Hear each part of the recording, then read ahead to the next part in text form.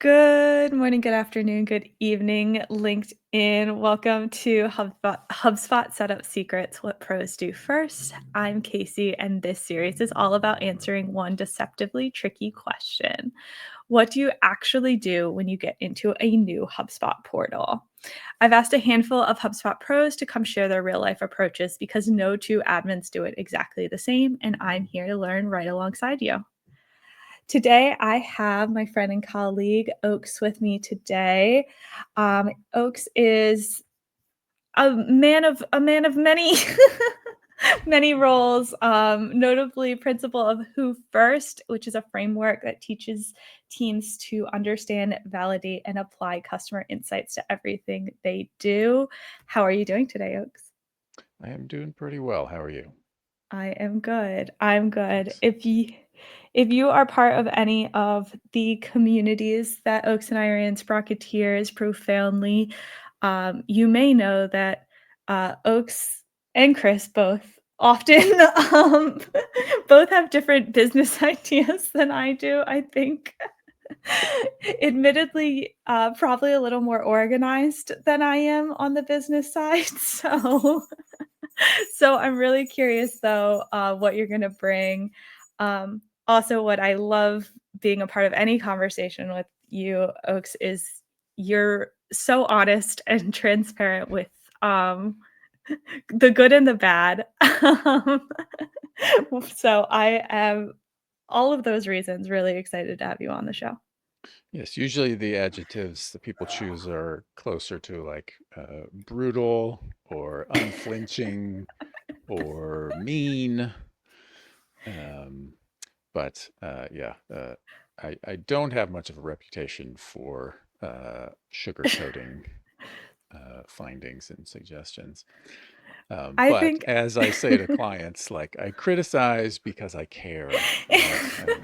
I'm not doing this for the money. I'm doing it because we believe in what we're doing. So, Yeah.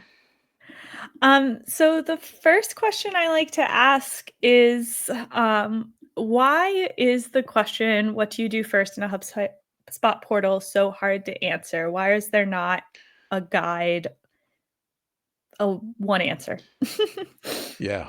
Uh, I will illustrate that question. One of the things that I do anytime uh, Anthropic or OpenAI release a new model, and as they add these reasoning models, is I go in and say, okay, Mr. Smart Computer Program, write me a HubSpot portal audit. And then I turn on all of the like deep thinking, blah, blah, blah, reasoning, whatever settings I can find and see what it comes up with. Mhm, Because if you've done more than one of those, uh, the experience of being a mhm, HubSpot pro and undertaking a like getting into a portal or auditing a portal for the first time, or a peer is like, hey, HubSpot, I'm doing this, can you help me out? And you're like, oh yeah, no problem. And you always think, no matter how many of them you've done, you think like, oh, I'll check this, I'll check that. And then as you get closer to the like, I'm going to log in and check some stuff out, mhm, uh, the more the things that you the things that have changed or updated or that you've learned since you've done the last one, even if it was just last mhm, week, start to accumulate, and you think, oh, this is going to be out of control. mhm. And HubSpot's product velocity hasn't made that any easier necessarily. Yeah. And HubSpot is such a huge footprint now, as I started using HubSpot back when the differences between the hubs was mostly like what properties were labeled. They were Mhm, not as robust as they are now. mhm. And so HubSpot is like, um, I don't want to say sprawling, but it's such a robust product. It's deep and wide. And so getting into a portal the first time, the reason it's so challenging is unless you are fortunate enough to just be so focused, so niche that you are doing the same kind of thing for the exact same kind of business that operates the same way every time, you always get a curveball. And it's like, oh, this, you're everyone uses Marketing Pro, and then suddenly you get thrown a Marketing Starter, or Yeah. Somebody uses Sales Hub features to run a service aspect of their business. And you're like, oh boy, I never tried to think that one through before, or it's like they use tickets for robust, like complex project management, and they set up these relationships between tickets to be like, this one is a project, this one's a task, and Yeah. there's 800 of them. And you're like, I don't know how I could have foreseen this, right? Yeah.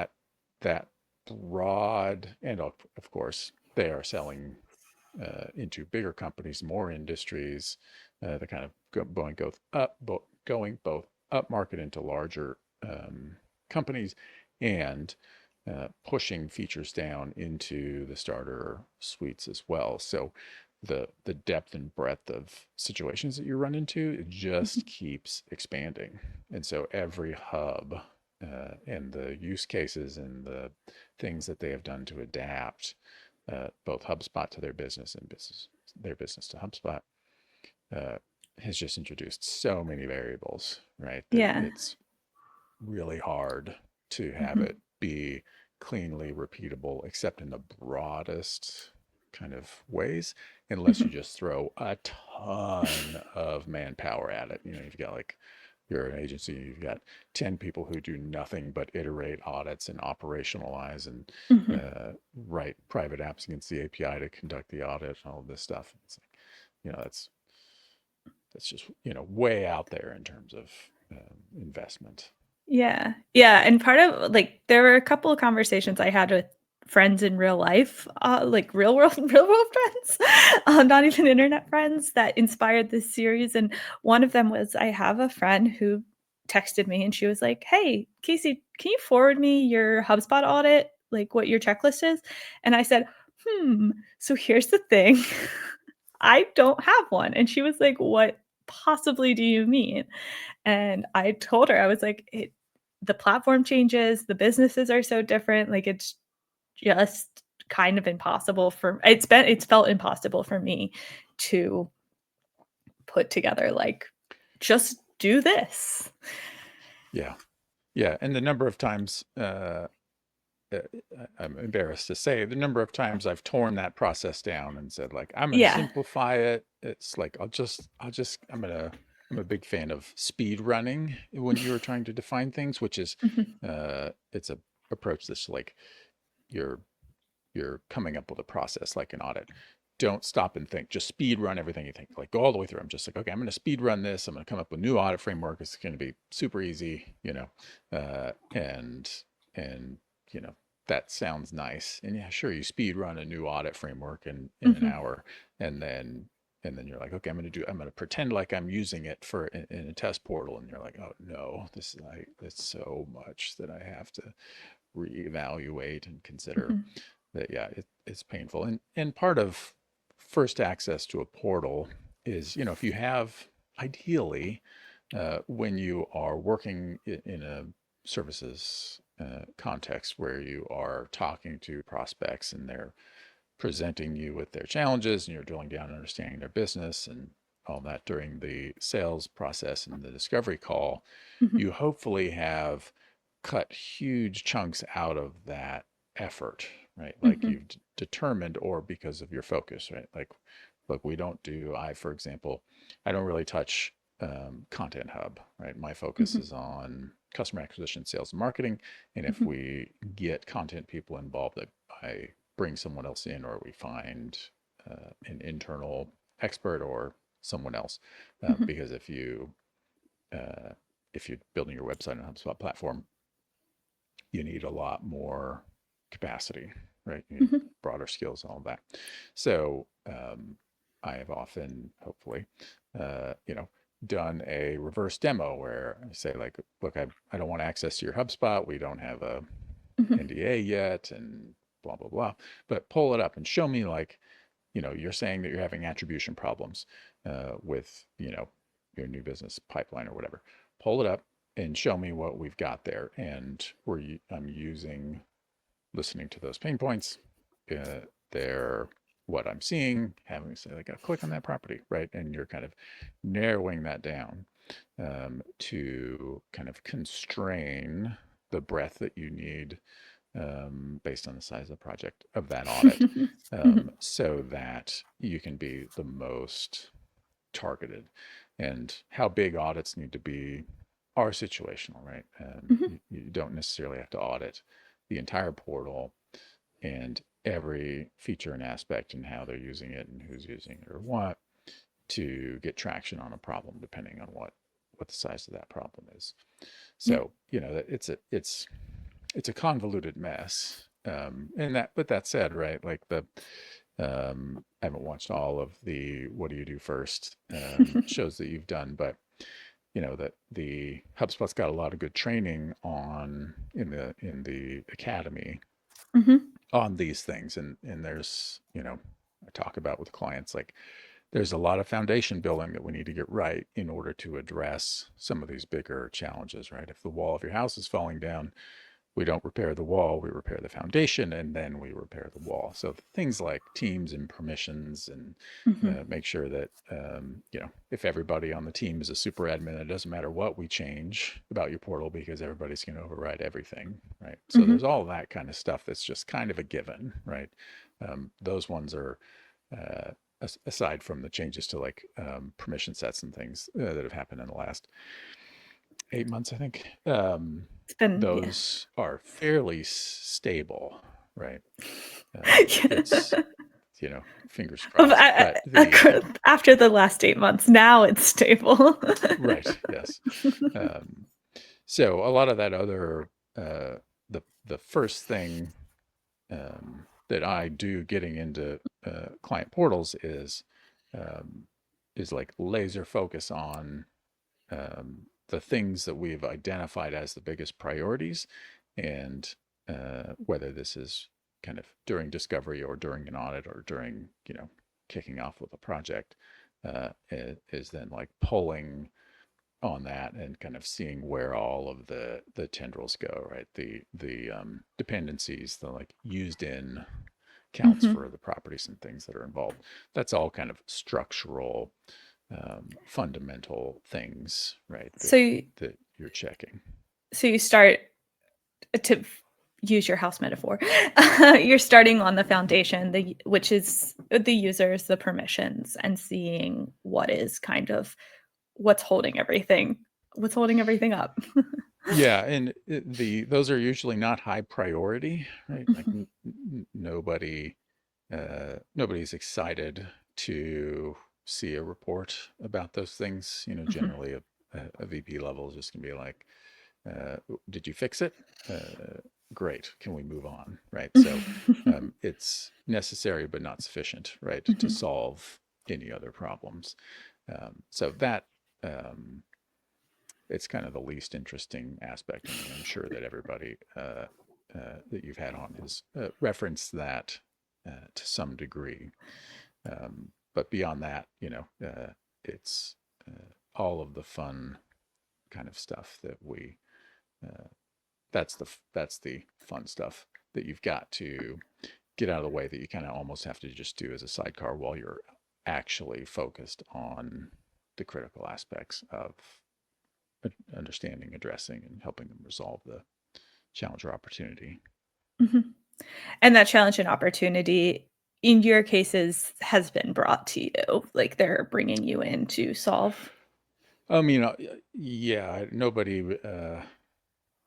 I mean, I guess some people must, bring in HubSpot pros or partners just to like, oh, we just want to have, some friends around to do things. But um, yeah, it's on the who first and kind of customer understanding Mhm. side of things. It's often like that framework evolved. Here's a little detour. Um, uh, 10, 12 years ago, Mhm. I was getting client work. They would say like, hey, you're really good at data analytics. Help us kind of sort out our attribution, our systems, uh, kind of end to end, like where leads are coming from, what we're doing, get visibility into all of that. And we would do these big projects.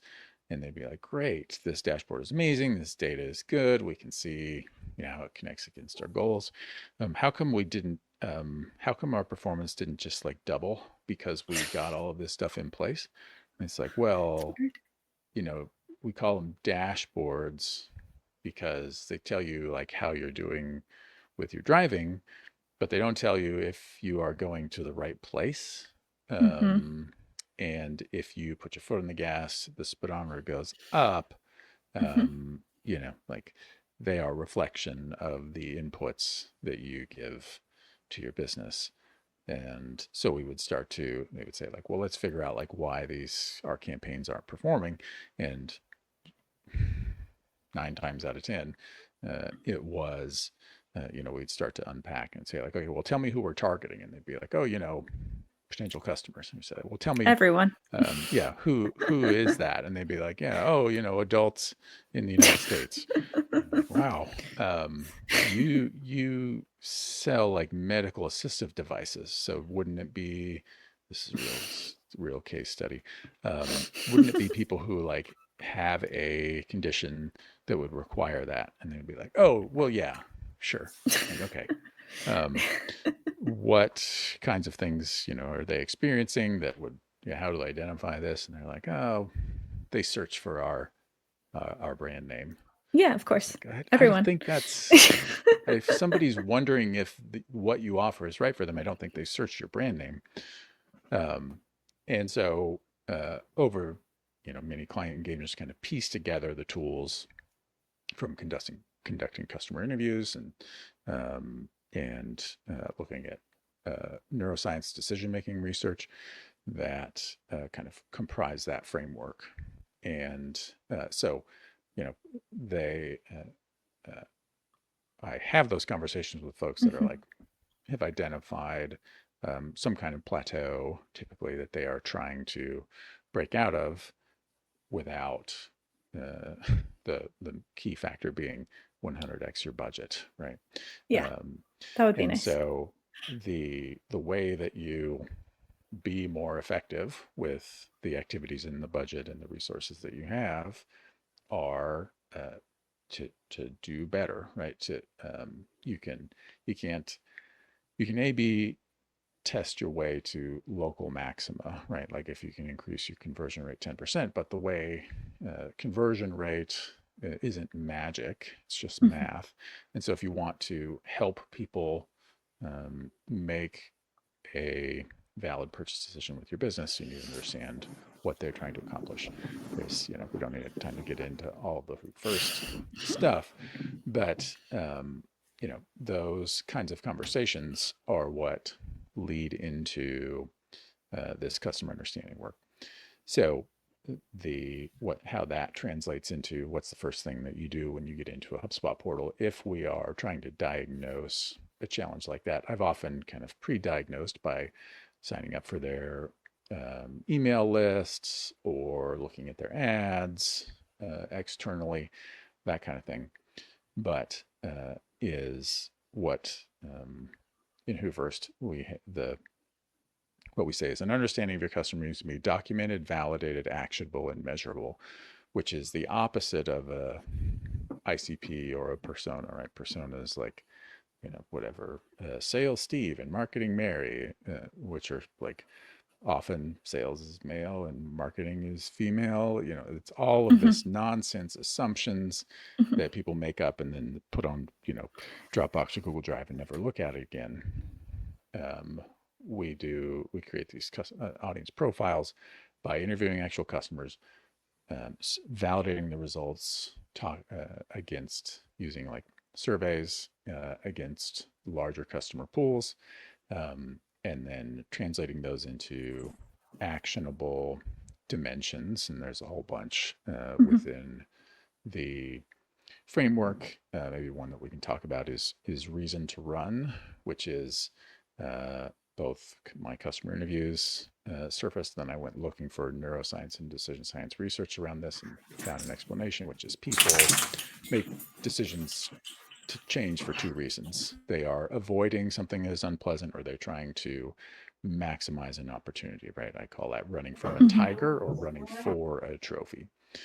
Um, so what that making that actionable we can Mhm. talk about in all kinds of detail at a later date, Yeah. but and measurable, we need to be able to see that what we are doing with this customer understanding moves the needle, right?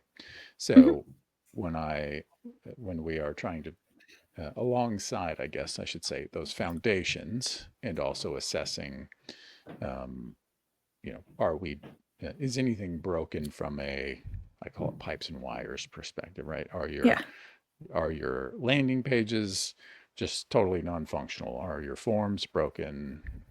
Are you Mhm. missing properties or whatever? All of that kind of thing. Um, I am looking at, right, the documented. Do we have a property, one or more Mhm. properties, where we are capturing the profile or the dimensions of the profile of Mhm. our prospects when they come in, right? Mhm. Um, so that can often be: are we using the persona property in HubSpot, Mhm. or have we created a distinct property? Do we have additional properties that describe that? Like, are they running for a tiger or running for a trophy?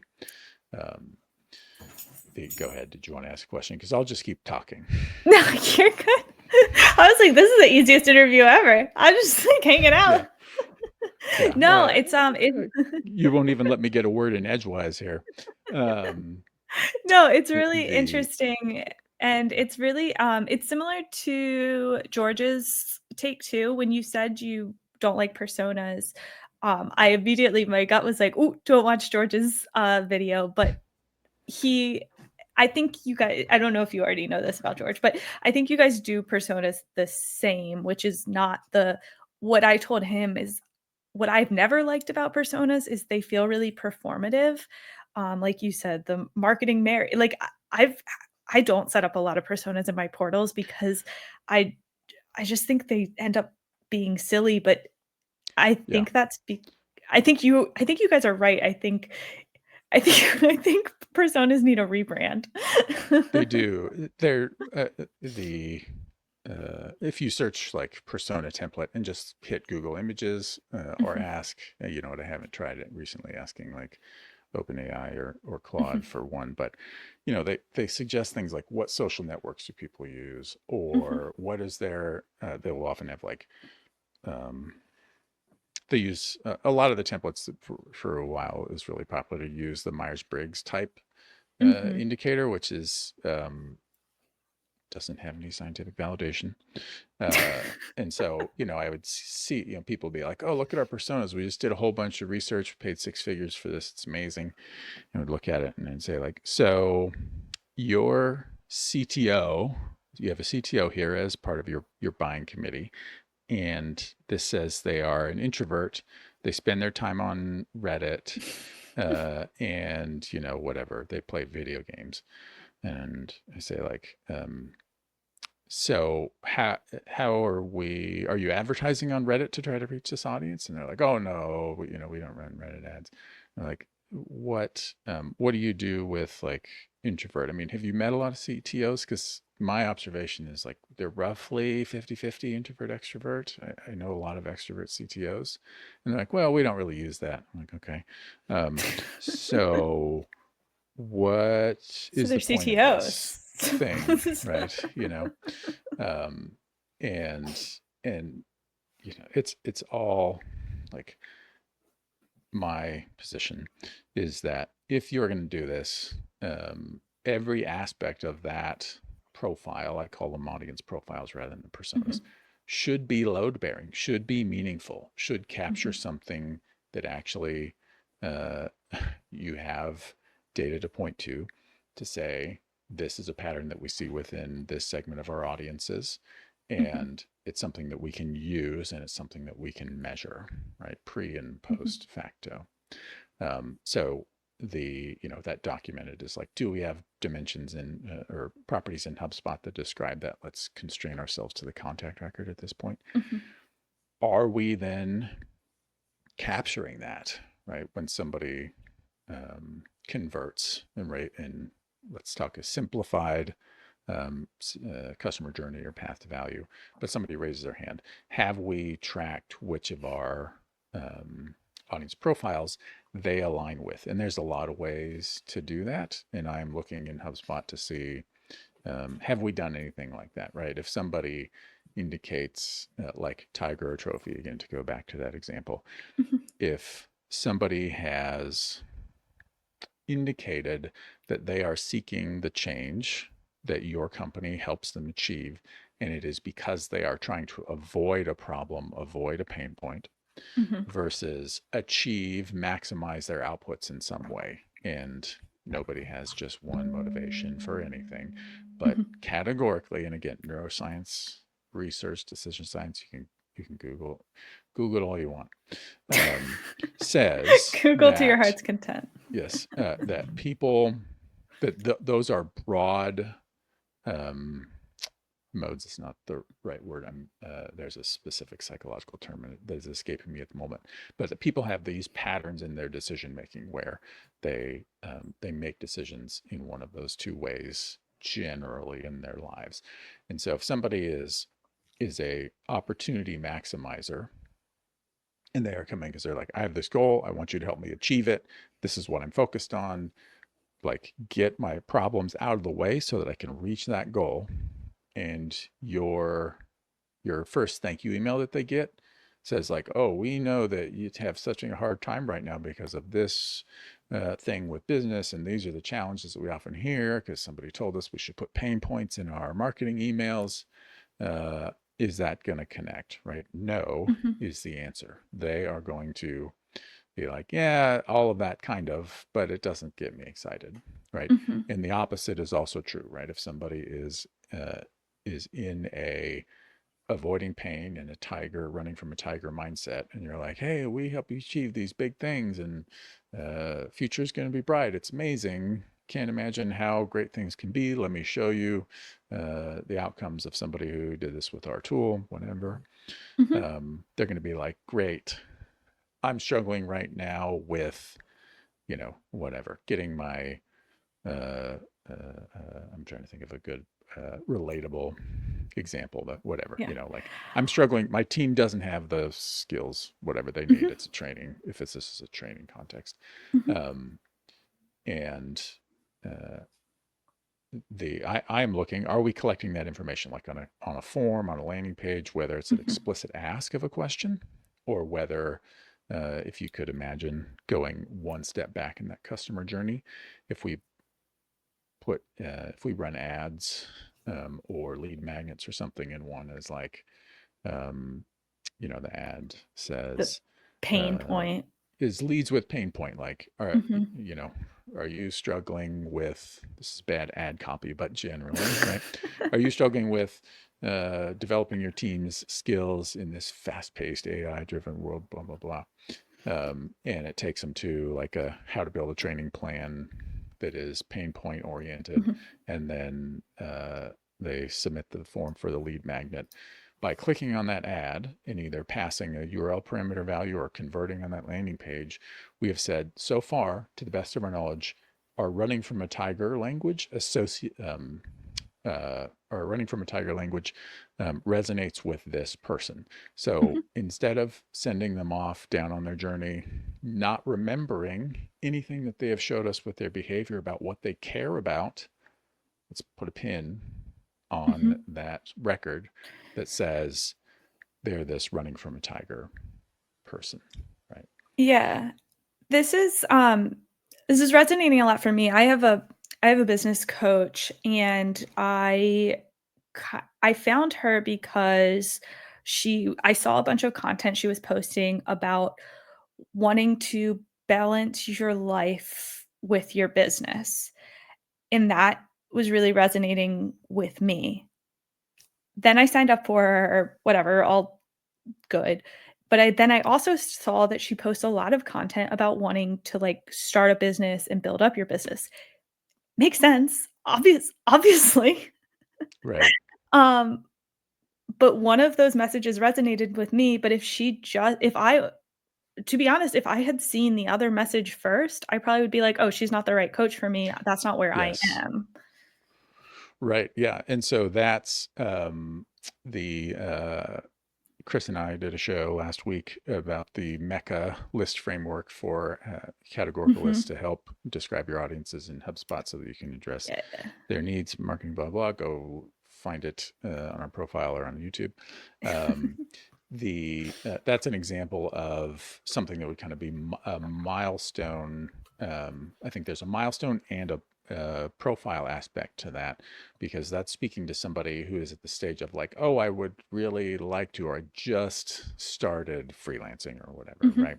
And so they have different needs. They're at a Mhm. different point in their journey. They have uh, an entirely different who first traps and gates are a major part of this. They have a whole different set of traps that they are thinking about, and so if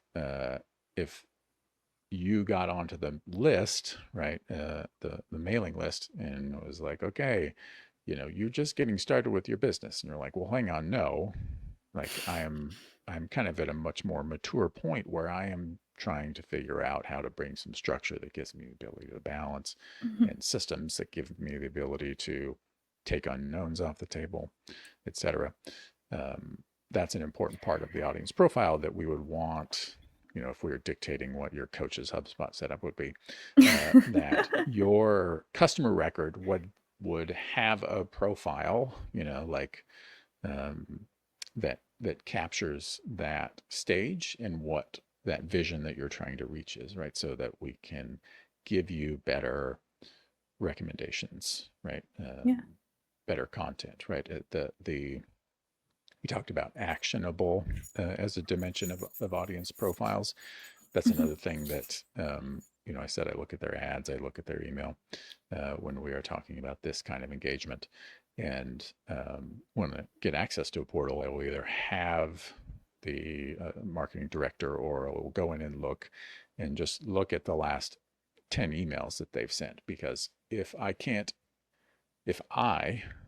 somebody who has thought a lot about segmentation, audience profiles, messaging, can't infer which emails went to which audience segments and what the outcome for the recipients of those emails should be, Mhm. then we have a big problem, right? Like what I love to see but hardly ever see is emails that have smart content modules that even just flip out the headline of the email with, again, to use our illustration, tiger or trophy messaging, right? Mhm. Like, because your business, not your, but one's business, there aren't a lot of businesses that sell, uh, employee development and shoes, right? Mhm. Or something just like really broad. Mhm. Amazon, maybe. The things that you're going to help them with are the same, and the customer profile is how you connect with them, how you communicate value, and the future that you're going to help them achieve in a way that makes the most sense to them. So your email, might have the same CTA, but you are contextualizing it differently, right? So if I'm looking Mhm. at, do they have an actionable understanding of their customer? Do they Mhm. have lists that roughly align with the Mecca framework? Are they using um, those profiles either with individual emails, as I said, landing pages, um, to have a version that kind of is tailored to their different audiences, whether that Mhm. is a copy of the landing page or email, or its smart content module. Um, CTAs, the new CTAs tool, Yeah. anyway, not the legacy one. Um, do they have CTAs that can be included in those smart modules that address the needs of those audiences, right? Mhm. So that, it would be like um, a tiger CTA might be like, you know, take the first step to eliminating the overwhelm, to Mhm. talk about your coach's business. Uh, uh, get the framework to eliminate the overwhelm of running your own business or project management. And Mhm. the trophy version might be, you know, uh, uh, how to run how to run 5 projects with no stress or whatever, Mhm. right? Like Mhm. you're setting a different kind of outcome. Um, and are we using those, right? Rather than just sending the same email to everybody and either failing to speak to them or speaking to um, people that we know or suspect have very different motivations and visions of the future in the same way, right? Can I see that they are doing that effectively by looking at um, HubSpot? Go ahead. No, I think it's really interesting. It has me thinking a lot, about all of my clients, every single one of them. Oh, that's what I was gonna say. I think and you said this, but, I think a lot of businesses get tripped up because they have one offering, and so they think they have to sell their offering is only sold in one way. Right. My business coach, she puts me in the same like, I'm not in a different program than the new freelancers. Um, I'm just looking at the information with a different lens. Um, so Yeah. And some of that is a the outcome or is a result of the fact that like we're all just doing the best we can and we have limited resources, right? yeah, So yeah, yeah, yeah. sometimes the only thing you can do this week is get one email out, and I totally get it. Mhm. Um, the Yeah. hopefully though we get a little bit better every day, right? And we are uh, I strongly advocate for everyone in a business to conduct interviews with customers. Sales talks to customers every day in sales driven organizations. Typically I find that marketing has never talked to a customer face to Mhm. face, Mhm. and if you want a way to break out of your patterns, it's like go talk to customers. Mhm. When I do not do it when I do these. I don't do their, I call them learn who interviews.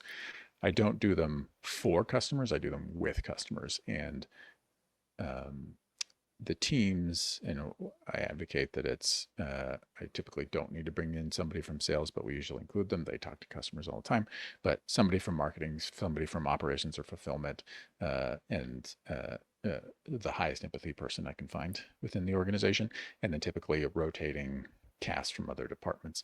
And uh, there's two amazing bottom lines from that. Number one, people realize that internally realize that everybody's journey, even though they are buying the same thing, um, is it's so much more diverse than people think. Mhm.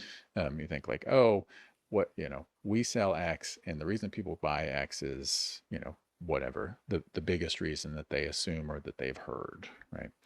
And you always find out that um, the people say like, oh, they're not buying features, they're buying benefits. Mhm. um, and that's kind of true, but often those things are like so intangible. One of the number one things that I hear is like people say like, I wanted to I tend to work on high friction purchase decisions, which we don't have time to get into. But people say like, I wanted to take control of this aspect of my life, right? Like I Yeah. was doing this to take agency over this thing, and uh, I've heard it enough times that when I'm doing these interviews, I look around at the other people at the table, and universally, they have looks on their face like, I've never heard or thought about this before in this way, right? And talk about a secret key to like, figuring out how you can do more with the same amount of resources Mhm. is unlock the thing that you didn't know your customers needed, that was Mhm. what they may struggle to articulate, but realize they are now looking for, right? Mhm. Um, and when you find that out, then you can go again, like just ask a question on your form if you want to make it simple, and then just put some smart content modules in the first email that they get that speaks to that, where if they answer, I am trying to take agency over a thing, uh, question on the form, send them an email that underlines and recognizes and kind of empowers that journey for them. Yeah. And you're off and running. All right. I know we're getting close on time. So, am I safe to summarize first things you do? Make sure the foundation is there. Make sure nothing is like genuinely broken. And then you look at if the segmentation is meaningful. Yeah, is and the foundations, just to say it explicitly, is like Yeah. we if we are doing it kind of this on an ongoing basis, right? If Mhm. it's just like, hey, help us out with this customer strategy, Mhm. then we don't do that. But that's almost like, yeah, we're going to do that. Like, don't worry about it. Let's Mhm. focus on the customer the stuff. And it's Mhm. like, can I see that you have defined who these your customer segments, who your, in our terms terminology, audience profiles are? Mhm. Are you collecting that information? Have you made it actionable? Is it visible on the profile? Are you using it? Do you have lists? Is it surfaced in reports, right? Like, uh, our different profiles, what rates are they converting at? How are they represented in our closed ones? Are we using it in our landing pages, our CTAs, our emails, et cetera? Mhm. And I already said measurable. That's the last one.